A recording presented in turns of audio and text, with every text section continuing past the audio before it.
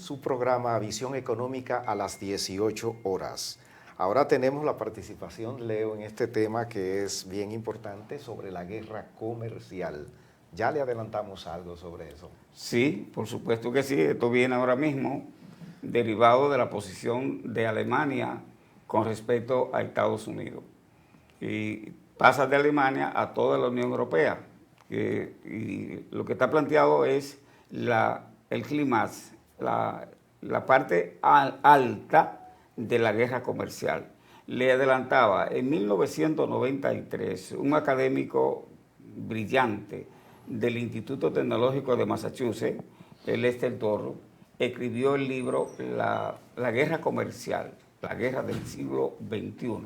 Y si usted lee el resumen de ese libro, como si ese hombre estuviera ahora mismo planteando lo que está planteando, porque le alertaba a Europa que iba a un proceso de avance, pero que en la madurez de ese avance, después de la creación de la Unión Europea, que lo que venía y lo que se veía era un desgaste de la Unión Europea respecto a la geopolítica internacional. Planteó el caso de Estados Unidos, que Estados Unidos no se quería acostumbrar a compartir en una manera multilateral y multipolar el dominio de la economía mundial y el dominio del mundo. Planteó el caso de Rusia, que iba a buscar nuevos aliados, está planteado así mismo en el texto como si fuera ahora mismo, y como si él hubiese sabido que los BRICS, ¿verdad?, se iban a formar y que entonces Rusia no se iba a quedar aislada como estaba en aquel momento con dos polos, es decir, el polo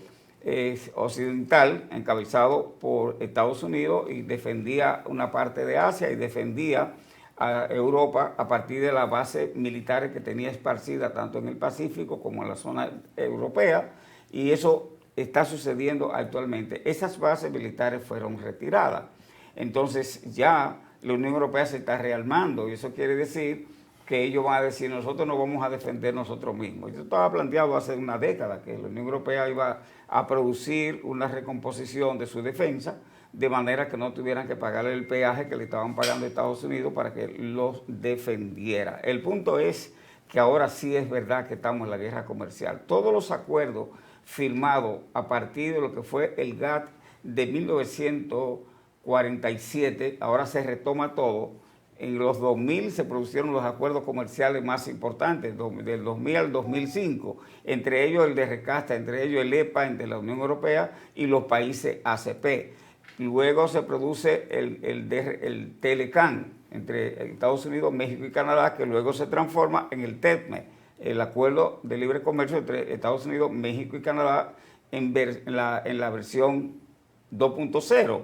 Todo eso se derrumba de repente con una sola decisión. Un presidente que entra en Estados Unidos y que desconoce todos esos acuerdos y que de manera unilateral empieza a aplicar aranceles, desatando la guerra comercial versión 3.0. Entonces esa es la base de lo que está planteando Europa en estos momentos, de la nueva guerra comercial con unas implicaciones hasta bélicas en medio del control de los territorios y de los mercados.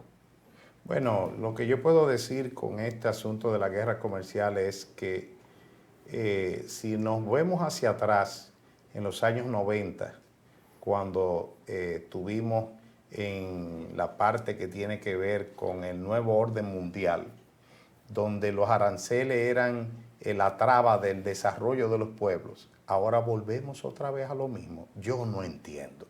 A veces pensamos que lo que hemos logrado imperfecto, ahora creemos que no debimos hacerlo, sino que debimos quedarnos como estábamos antes de los años de los 90.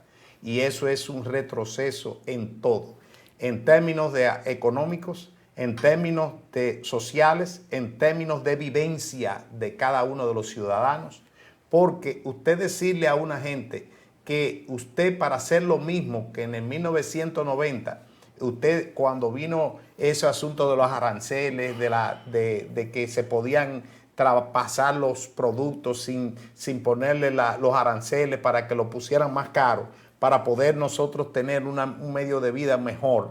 Ahora entonces decimos que para mantener el que tenemos ahora vamos a tener que pagar un 25 y hasta un 50% más. Si usted y Henry me lo permiten, yo voy a hacer un paréntesis para agregar una nota a la discusión que estamos nosotros echando.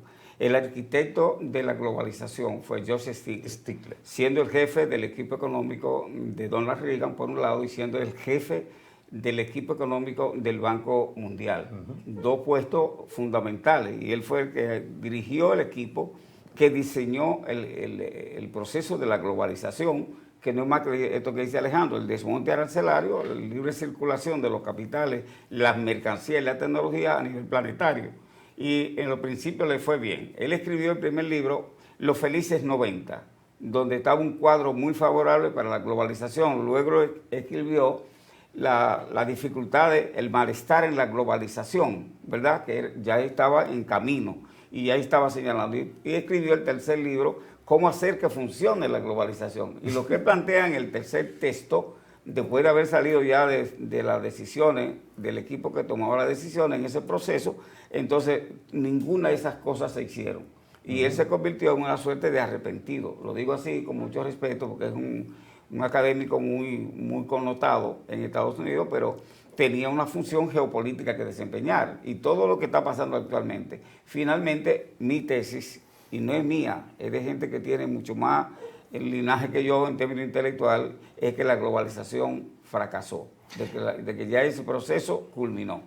Indudablemente que el comercio a nivel mundial ha sido el que ha generado prosperidad y ha sobrellevado todos los sistemas económicos. O sea, el comercio estuvo presente en la esclavitud, el comercio estuvo presente en la era medieval, el feudalismo, en el socialismo, en el capitalismo se ha mantenido siempre. Entonces, el hecho de que se sustituyeran, porque los aranceles fueron el principal modelo para los gobiernos captar recursos y hacer sus obras y sus cosas. Luego eso se desmontó y se decidió que los aranceles ya no iban a ser, sino que los impuestos al consumo y a la persona, pues ese impuesto era el que iba a generar los ingresos y que se iban a abrir las aduanas, ¿no?, para el libre comercio.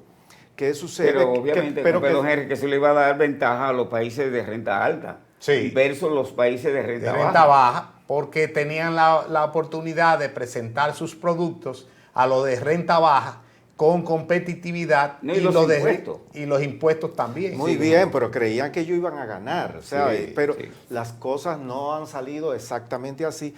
Además que hay este sistema cuando el comprador es el que decide qué comprar. Y si el precio no le gusta, entonces no lo compra y te compra el de los chinos, que es más barato y funciona igual. Pero eso es algo que se vino dando desde cuando irrumpieron los japoneses con sus televisores y su cosa, ¿no? Que tenían los televisores, ¿cuáles eran los norteamericanos? Westinghouse. Exacto. Y cuando ellos comenzaron, entonces lo que la Westinghouse tenía un precio altísimo, ellos tenían la cuarta parte. Exacto. Y entonces después vinieron con la teoría de no, nosotros tenemos respaldo de reparación y esa cosa. Sí. Pero ¿qué sucede? Que los japoneses ni siquiera se dañaban. Entonces, sí, ahí comenzaron a perder mercado. Eso sucedió con los vehículos. Con todo. Y todo esto, entonces estamos volviendo hacia atrás. Entonces yo pienso que el consumo es la mejor manera de obtener recursos para los gobiernos. Y esto es llevar otra vez a Wilson a principios del siglo XX. No, sí, pero hasta este punto hemos llegado y no debe ser. Entonces yo pienso que esto va a ser derrotado a la larga. Sí, bueno, miren, los aranceles no necesariamente implicaban que iban a mejorar la capacidad de recaudación y de mejoría de las condiciones de vida de la gente, la eliminación de los aranceles y un tránsito más libre de la mercancía. Y la economía de servicio se hizo dominante a partir de lo que dice Henry, que el comercio desplazó en la movilidad de recursos, desplazó a la producción. La economía productiva fue desplazada. Lo que le llaman el segundo sector, que es la industria manufacturera y transformativa, a la hora de la circulación mercantil, la cuota de ganancia diferenciada y redistribuida pasaba a generar mucho más recursos. Es decir, un producto que sale con un valor de $100, finalmente los $100 estaban en la esfera de la producción y en la esfera del comercio $215. Por tanto, la multiplicación del dinero en la rotación era mucho mayor en el comercio y en la circulación mercantil que en la esfera productiva. Eso fue lo que hizo que la economía mundial se hiciera fundamentalmente una economía de servicio. Nosotros buscamos en República Dominicana el componente del PIB donde se produce la mayor cantidad de dinero, entonces nos vamos a encontrar que es en los servicios, lo que le llaman el tercer sector de la economía. Bueno, lo que podemos decir es que Putin, el acuerdo para la tregua de 30 días, uno tiene que reírse muchas veces cuando uno oye, por ejemplo, al presidente de los Estados Unidos, Donald Trump, pidiendo clemencia sobre unos soldados que están sitiados en Kiev.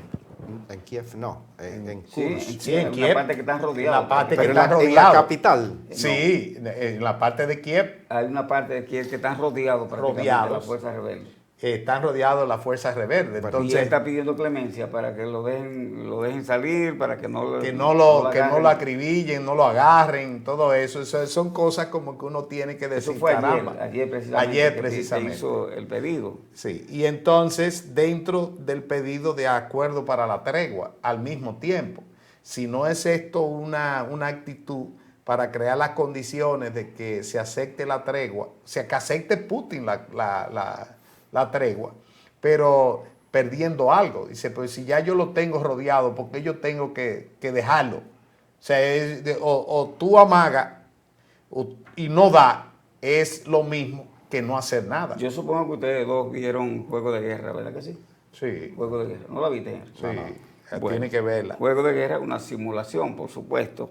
Entonces aquí, en vez de esa película, sería juego comercial. Sí. Juego comercial, porque la guerra es una extensión de los negocios. Y la guerra no se da porque tú me caes mal, sí o no. La guerra se da en función del control del poder.